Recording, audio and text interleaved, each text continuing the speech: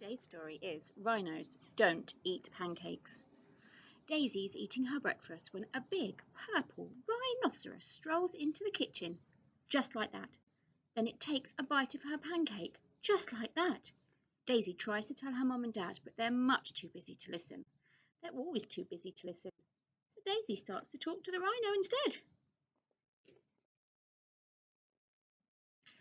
Daisy was eating her breakfast when a big purple rhino strolled into the kitchen. That's right, big purple rhino. It was as big as a bus and as purple as a plum. It was a little bit peckish, so it took a chomp of Daisy's pancake and went upstairs. Mum! Dad! Called Daisy. There's a big. Tell your dad, said Mum. He'll catch it in a mug and throw it out of the window. Dad! Said Daisy. There's a huge. Shh, said Dad. The spider can wait. It's not a spider, Daisy shouted. It's a big purple rhinoceros. But as usual, nobody listened. Meanwhile, the rhino made himself right at home. Daisy saw him in the hall and glimpsed him in the garden and spied him in the bathroom and surprised him on the loo. But every time she tried to tell her parents, they'd say, Shh, Daisy, can't you see we're busy? Daisy's parents were busy all week, so Daisy began to talk to the rhino instead. Soon they became good friends. They played hoopla and made pizza together, and the rhino tickled Daisy until she thought she'd burst. But Daisy's parents didn't notice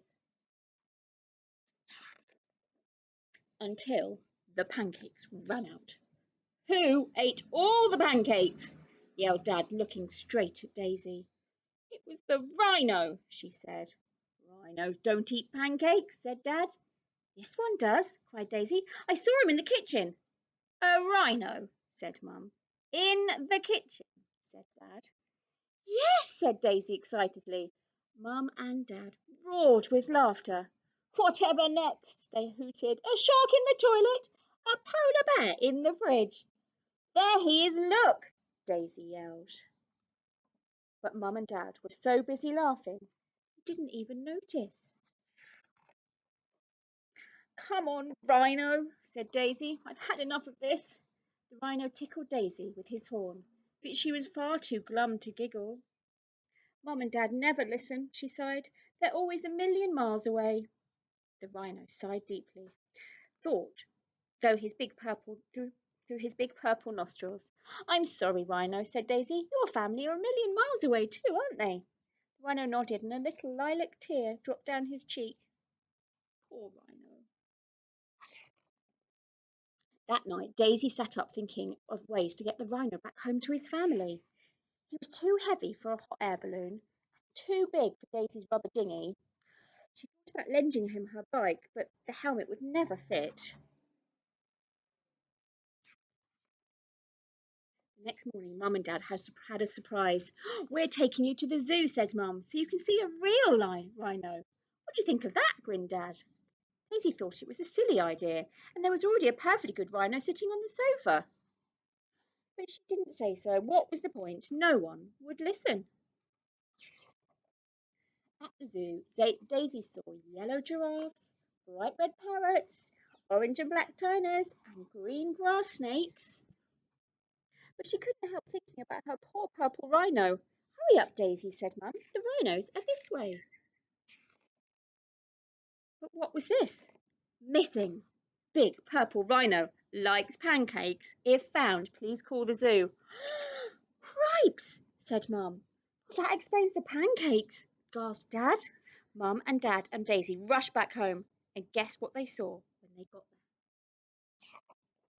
there? That's right, the biggest, purplest rhinoceros in town. And what did I tell you? Daisy said, grinning from ear to ear.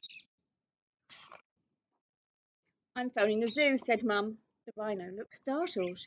No, said Daisy, not the zoo. He needs to get back to his family. They're a million miles away. We'd better get a move on, said Dad. The next flight to a million miles away leaves this afternoon. The Rhino packed his suitcase while Daisy found him his hat. Then they all pushed his big purple bottom into the back of the car and drove to the airport. "I'll miss you," said Daisy as the purple Rhino boarded his plane. The rhinoceros gave her a big purple hug. He would miss her too. Back at home, Daisy began to feel lonely again. Who would listen to her now? But little did she realize that everything was about to change. "Tell us about the rhino, Daisy," said Mum. "Yes," said Dad. "Tell us about the big purple pancake eating rhino." So Daisy told them all about the hoopla and the pizza and the tickles, and guess what? They listened and listened till she completely ran out of words. It was brilliant. "Is there anything else you'd like to tell us?" asked Mum as she tucked Daisy into bed that night. Daisy looked out into landing. "No, that's all for now," said Daisy, smiling. "Night night." The pink polar bear would have to wait until tomorrow. Hope you enjoyed the book.